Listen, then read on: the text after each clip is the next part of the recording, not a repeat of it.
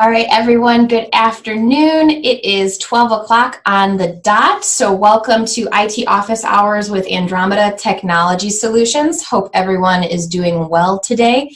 My name is Abby. I head up marketing and communications over here at Andromeda, and we're happy to have you. Today, we're going to dig into 9 different ways your employees' work email and credentials can lead to a data breach.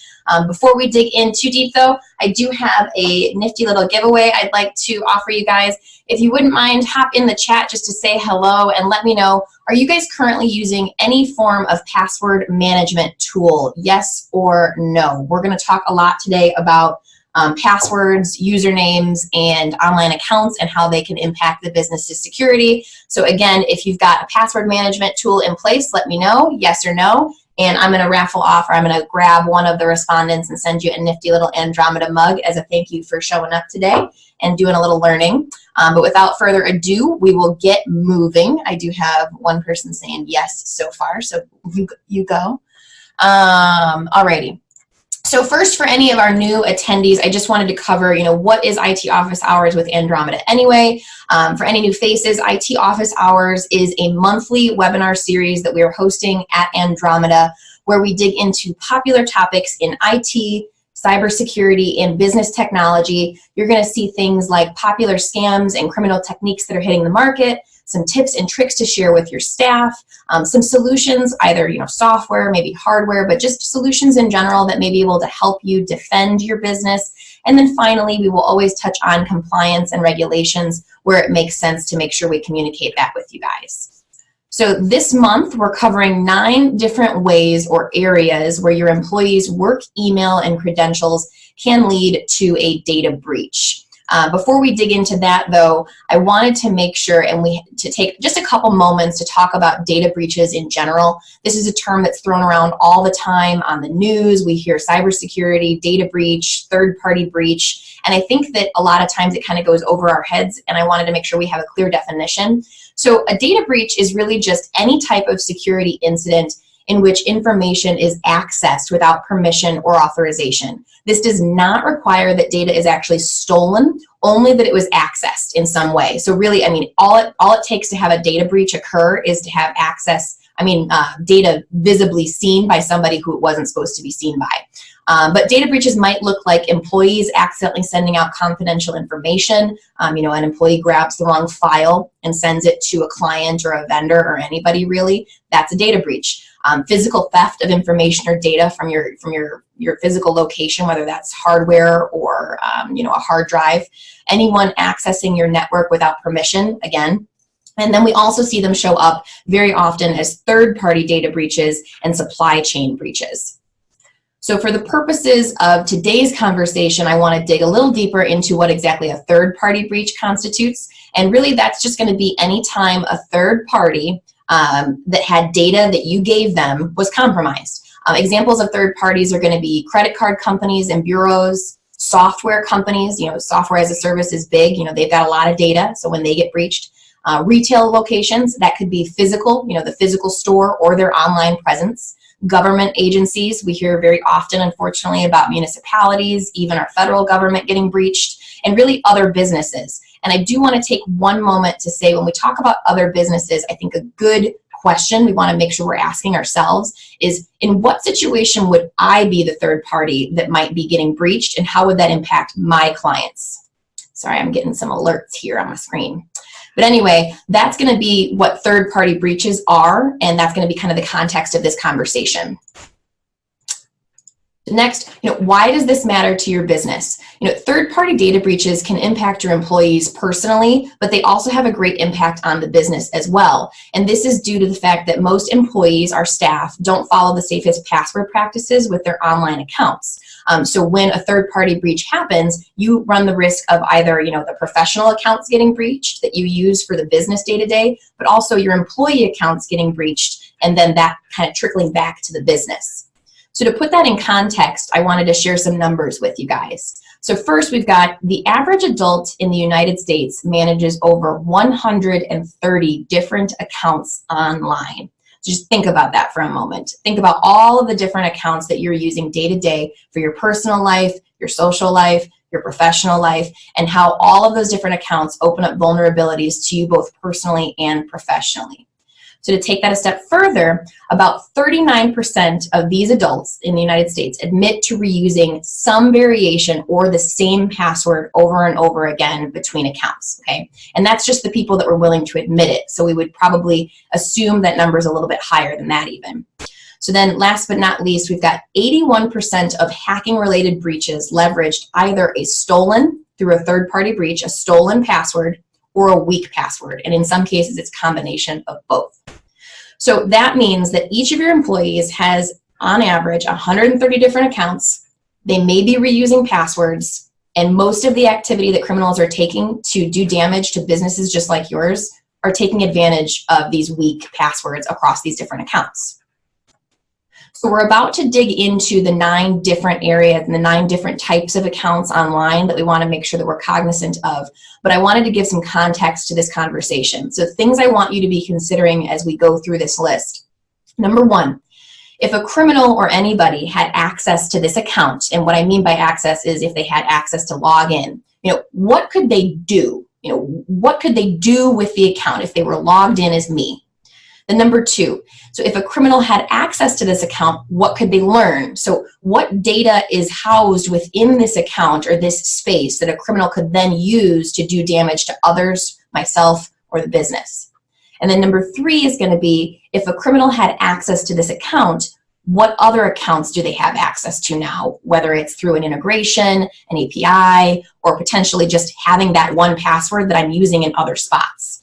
So now we're going to go into the 9 different types of accounts that we're using in the business and in our personal lives that can impact. So the first is a big one, and this is going to be your HR and your payroll. Things like ADP, Paychecks, Ceridian, HR applications. Here we use Zenefits. Criminals want to hack into these for many reasons, and they're pretty obvious. We've got information in these accounts related to social security numbers, dates of birth of employees, salary information, tax information, all of those types of things. And to take that even further, the staff accessing these typically are having, the admin credentials like our HR managers, our CFOs, our financial or owners. If a criminal gets access to that account, they have a lot of power. Number 2 are going to be the email services that we use day to day. Pretty much any email service that you can think of has dealt with some type of a breach in some shape or form, whether that was Yahoo, Gmail, Office 365 is not, it's not invincible either. Windows, Outlook, all of the different email platforms that we're using, they have suffered from breaches. And more importantly, think about all of the data that's coming in and out of your system through these email services and how valuable that would be to a criminal if they were able to access it. Number 3 is going to be our CRM, or client or customer relationship manager. Big names in this space are going to be Salesforce, HubSpot, maybe MailChimp. We use Infusionsoft, Zoho, but CRMs are another data-rich spot that criminals are attacking. So imagine there's a lot of valuable information. We'll use Salesforce for instance. If you're a shop that uses that, they've got address information, contact information, emails. Sometimes we've got purchase information for the for vendor purchase information from us or to us. So that's a lot of very valuable data that criminals are going to try and access through those accounts. 4th are going to be travel services and travel accounts. Everybody may not be using these, but in some instances you're booking for plane travel, hotels, things of that nature, and that information is just as valuable. You're putting credit card information that you may have saved in there. You've got address information. If you're booking airfare, you've got social security numbers. And I mean, again, we're thinking about what could a criminal do? They could purchase airfare. What information could they gather? They could gather all of that contact information. And then, what other accounts maybe am I using similar passwords on that I need to be cognizant of? Number 5 are going to be communication-related accounts, things like your Verizon, AT&T, Sprint, T-Mobile, the things that we're using to purchase cell phones for the office, our internet service providers, even, let's say, Comcast, those types of things. Those accounts also, again, they've got very valuable information about you, about the business, about your purchase information, all of that stuff. Number 6, we're buying things online, e-commerce. So I work in marketing, we're purchasing envelopes, we're purchasing things for our direct mail, we're purchasing supplies for the office. all of those types of things. And I do that through an account that I created with my work email that, if it were breached, would open up a vulnerability if I wasn't practicing proper password maintenance. Number 7 is pretty obvious, banking and finance applications online and our accounts associated with that. I mean, I don't even have to mention all of the valuable information that is housed in here, but even thinking further, down the line beyond the bank itself, think about your accounting software and the information that those types of accounts host. And, if a criminal had access to that, boy, what kind of damage could they do? Or, what kind of information could they steal from us, and how would they use it? Number 8 are going to be collaboration applications. When we live in the world of the cloud, it makes things a lot easier. It allows us to save files. It allows us to access things quickly and easily and seamlessly. But this does also open us up to a lot of vulnerability, because a lot of information is being hosted and saved in the cloud. And if we don't have proper password maintenance, and if we don't have good security to help protect ourselves, criminals are going to walk in and they have access to, who knows what.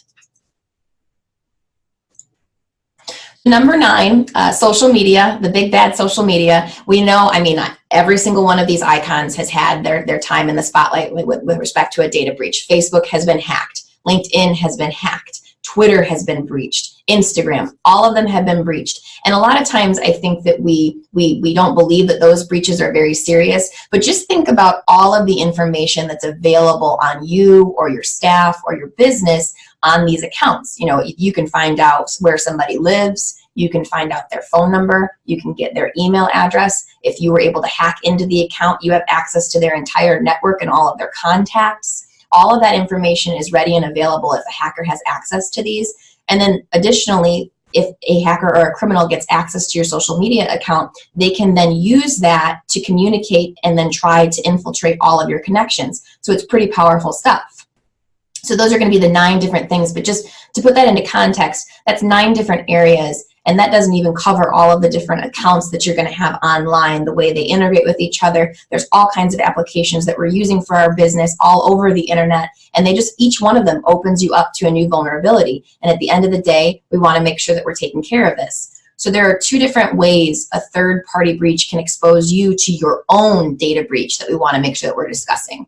The first is going to be an account that was set up for business use is among those that were exposed. So to give you an example, for example, the travel account your HR manager set up to purchase plane tickets for people at the office, the data was exposed. The criminal now has not only the access to that account where, again, they could book travel if they wanted, but more importantly, they have the HR manager's password, okay? So if that criminal then is able to figure out what platforms you're using for your maintenance and your management, maybe you're using, like we do, a Zenefits, a cloud-based HR platform, the criminal can now log in there if the password is the same, and they have access to all kinds of data on your business that would be very, very tragic for them to have. The second example is going to be that an employee's personal account is breached. So again, if my Gmail account was breached, I don't know what very much a criminal could do with that, but if I use that same password for my personal Gmail account that I use to log into my Outlook at work, that criminal now can walk straight into the office as if they were me, the virtual office. They can log into my email. They could send emails as if they were me. They could just sit back and watch and spy to learn more about the business so that they can use it against any member here. They can do all kinds of things. So it's very important to understand that even if it's the employee's personal accounts that are getting breached, that does give a criminal the opportunity to use that and leverage that against your business. So one more example, just to, if I didn't already nail this home enough. So imagine a criminal stole your Facebook password. You've probably seen the kind of spammy messages that criminals tend to send out. They will hijack somebody's Facebook inbox, and all of a sudden you receive a message from your aunt that says, I saw this funny video on the net, click it and check it out. I'm sure that you guys have seen those happen before. They're annoying. They're not the end of the world. You probably just message them, the person, your aunt, and say, hey, I think that you got hacked, and you don't even think about it again. But the problem here is that we don't always think about the impact down the line. So imagine your password was stolen and that either directly or closely matches the same password you used for QuickBooks at the office, okay? So the criminal now has the ability to log into your Facebook and do whatever types of annoying things or very serious things they want to do in terms of criminal activity. But then they also have access to and the ability to log into your QuickBooks at the office. And again, think about the ramifications of that. That's pretty scary stuff, right? So I scared you. Now we're going to talk about what we can do about this. So what can you do? You have employees with personal and professional accounts. We really can't keep third-party breaches from happening because you can't control the network or the security of another company.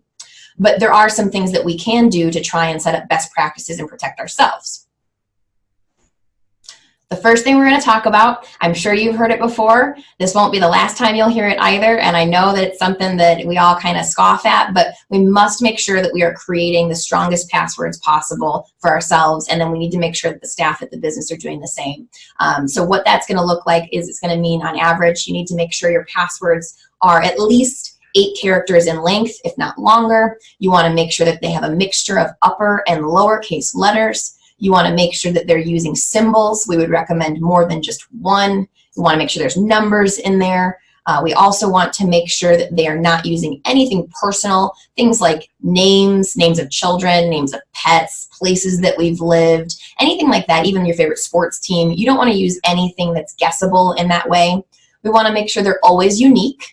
And I'm going to circle back. I understand that's difficult. Imagine you have 130 different passwords. How are you going to make sure that they're unique? It's a problem, right? We've got an answer. But also we want to make sure that they're random if possible. You don't want to be able to read them. You don't want to be able to make sense of them because the less they make sense, the stronger they are and the more difficult they will be to crack.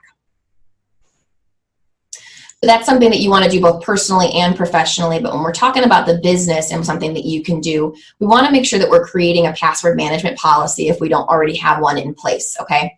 So what that's going to be, and we're going to build that on 4 key tenets, really. So the first is going to be, going back to the previous slide, we want to make sure that we're setting standards at the business for all passwords. So any staff member, any account that they're creating, they need to understand, listen, at Andromeda, we require that the passwords are this long and they've got this many characters and X, Y, and Z. We want to make sure that we're setting standards for that password strength.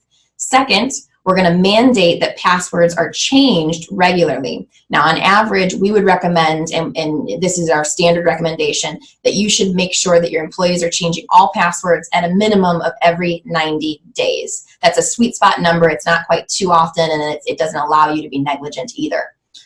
The third thing is we're going to set up a lockout procedure for invalid attempts. This is something that you've probably seen in your own day-to-day and you've even maybe been annoyed by, but when you're trying to log into an account online and maybe you forgot your password or something of that nature and you've tried a couple times and it locks you out, that's a lockout procedure. And while it's annoying, it's a great tool and it's going to help and defend you against somebody who shouldn't be accessing an account, but it'll also defend you against those brute force hack attacks where somebody is just literally sitting there trying password after password after password to try and break into the account that they're trying to get into. Then the fourth and final thing that I'm going to recommend for a password management policy is going to be implementing some type of a password management solution at the business. A password manager is going to help you take care of most all of these situations with password strength and needing to remember them and those types of things, but it's also going to add another layer of security. So with that, in my invitations, I promised I would share a good tool with you guys. So a tool that we recommend at Andromeda and that our staff uses as well, myself included, is going to be LastPass. And LastPass is a password management tool with both free and paid options available to you. It's called a password manager. And the way that works is essentially it's going to give you, it's a vault, if you will. It's going to house all of your different passwords across all of the different accounts. And it's also going to help you make sure that they're encrypted, that they're secure, and that they're maintained well. So with that being the vault concept here, the way that you access or the way that you're able to get into your LastPass account is with what's called a master password. And so the master password becomes the most important thing that you have to be able to remember or have access to. So the number one thing I'm going to make sure that we say here with recommending a password management tool is that you have to make sure that you protect the security of your master password. It should be very long. I mean, I would recommend at a minimum 20 characters. It should be a jumbled up mess of characters and numbers and uppercase and lowercase. And then additionally, we're going to want to make sure that we're protecting it physically. Carl Utz, our sales director, he always says, and this is true, he keeps his master password for his LastPass account in his safe in his house. These are not supposed to be located on a Post-it note. We don't have them on our desktop. We don't have them in our desk. We have to make sure that we're really, really taking care of the security of the master password, because as soon as somebody gets access to that, they've got everything. But I'm going to take you through a couple neat features that LastPass has that I think are pretty valuable. It has a great cell phone application that I use almost every day. It's pretty neat. So I have an iPhone, so I scan my thumb and then it takes me in and it'll put my passwords into my applications, which is very helpful. It also has a great integration into your web browser, which again, pretty much the same idea. You log in and then it'll help you log into things. So I kind of grabbed a snip here to show you guys. One of the other neat things that LastPass is able to do for you is it can actually help you and your staff create and generate secure passwords. So I took a little snip here. The little red box at the top right of the corner is the button for LastPass with those 3 dots. And when that's lit up, it means that I'm logged in and it's working. But if I click that, I can click the option for generate a secure password and this window shows up. So this is really neat. I can tell it how long I want my password to be. I can tell it that, you can see here, I said I don't want it to be easy to say. I don't want it to be easy to read. I do want it to use all characters because that's going to be the most secure option to choose. And then I chose on the right, you can see it's using uppercase, lowercase, numbers, symbols, all of it. So that's a fantastic tool, and you can actually see right there the password it generated for me. And I don't know about you guys, but I can't read that, and I know I certainly wouldn't remember it. So I have a feeling that a criminal would have a hard time guessing at that one. Another really neat feature that I make use of a lot at the office for this password management tool, and I know that this is something that we do day to day here, is that LastPass allows you to securely share your passwords with your coworkers. So there are times where we all need to use the same account and maybe we're sharing passwords or something of that nature, and we know that's not a good practice to be engaging in. For instance, for myself, I need to get into our marketing applications to help set things up for the sales team, and instead of having, let's say Carl, for instance, instead of having him give me his password, he shares his password with me via link or via LastPass. That way I never see it. And then anytime he updates it to our standard every 90 days, it's going to automate that for me. So again, I mean, LastPass is fantastic. In case you can't tell, I'm a firm believer in it. We all believe in it at Andromeda, and we definitely recommend its use. But there is actually one other thing that we can help you with, and this is a service that Andromeda can help you guys set up. But we can help with dark web monitoring to catch on to third-party breaches before it's a little bit too late. So we've been offering this service for about a year now, and essentially how it works is when you set it up for your business, you tell us, you know, this is my domain. So for instance, we are wenetwork.com.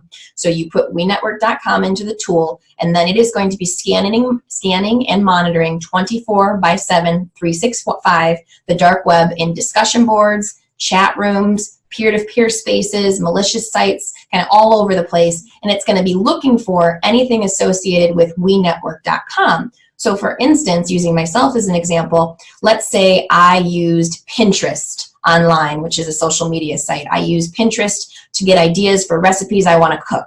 And Pinterest got hacked, and my email address for abbyl@wenetwork.com was among the ones that was hacked, right?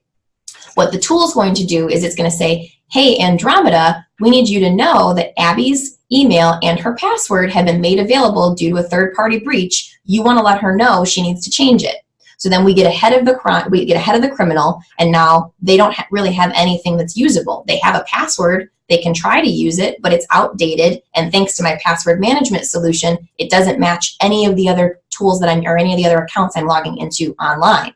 So that's what makes that tool so valuable, because it kind of helps you learn about breaches and issues before you hear about them on the 5 o'clock news. So that is pretty much all I've got for you guys today. I know that was pretty dense. We're going to be sharing this information with you. I have a recording of this. I'll send it out tomorrow so you can share it with your team. But I'd like to open it up to any questions that you may have that I can answer. So I'll kind of hang out and you guys can throw those at me. Would you recommend the free version of LastPass or the paid version? I think, well, they both have, I would need to look into this a little further. I use the free version. It satisfies most any need that you have. And again, when I was bringing that up, it was exclusively to share with you guys that that's a valuable tool that we make use of. There are paid versions and also a family sharing version as well if you wanted to use this at home. But I think honestly, the free version is adequate enough for your use at the office. And I mean, you can share passwords with each other. You can do a password and security audit with it, which is pretty neat. And it does everything that I need it to do, and it has us pretty secure. So I would recommend either, whichever makes sense for you. Can you use LastPass on your cell phone? Absolutely. That's one of my favorite things about LastPass, to be honest. Like I said, it's really neat. So I have an iPhone. I don't know what everybody else has, but they have a fantastic smartphone application. And the neat thing is, so I don't use the cloud keychain or any of the stuff that's built into Apple, and I don't use passwords in my browser. The only thing I use is LastPass. But the really neat thing is basically when you're in an application or you're trying to do something, it'll prompt you and say, hey, do you want to fill your password information from LastPass? Because as I'm sure you can imagine now, I've got all of these accounts set up with these really long, complex passwords. I don't remember any of them, but so I just scan my thumb, or you can put in your master password, and then it'll input the data straight into whatever application you're trying to use, and it's really seamless. I mean, I love it. The really easy thing, obviously, is that it uses the thumbprint, because otherwise, how would I remember my master password? But that's great. And actually, one other thing to note that I didn't mention about LastPass as well is it actually associates the user with the IP address of the computer that you're using. So you couldn't, let's say, if a criminal somehow had access to your master password and they tried to use that and log in from a second device or a third device that you've never registered, it won't allow you access. It'll actually force you to give it access via an email address or something of that, not an email address, an email message. Or something of that nature. So it is definitely very secure, and they've got a lot of great information related to the security of it, and building that trust on their website as well. But yeah, I mean, I love it. I think that the integration it has into the Google, I use Google Chrome at the office and for my personal use, the tool being integrated right into my web browser is very, very helpful. I use it all the time, and then I use it on my cell phone constantly. Make sure I don't need to remember my 130 passwords. All right, let's see. How long does it take to get results from a dark web scan? That is instant. And I should mention that we do actually have the ability to run one-time scans just to kind of give you the state of the health of things as it stands. So if anybody is interested in having one of those run, just feel free to contact me or anybody at the office and we can get that handled for you. But again, I mean, I think that is a great tool. It helps you kind of get ahead of things, and I wouldn't turn away from it, because it's definitely something that'll help you, again, learn about these incidents as they happen as opposed to on the tail end. And thank you, Randy. Said good presentation, very informative. I appreciate that. All right, well, it looks like we may be done with our questions for the day. Of course, you guys know that if you ever have anything that you want to ask, the team here is more than willing and happy to be of assistance. I'm always available to you guys. To give you a little preview, next month we're going to be doing this on, I can get you the date, I think it's July 17th, if that's a Wednesday, but we're going to be covering phishing scams. So I would highly recommend that you register for that. I'm going to be distributing the recording of this webinar to you tomorrow. With a link that you can send out to your team. The more the merrier, the more we can educate on strong passwords and good password policy. I think the better for everybody. So I look forward to sharing that with you. Hopefully I'll see you guys all again next month, where again we're going to dig into some phishing scams, because that's really been hitting a lot of our clients lately. These emails are vicious and they're coming every single day. So we want to make sure that we're getting ahead of it and making sure that we're educated on it. So again, thank you guys very much for attending today. I look forward to seeing you guys next month.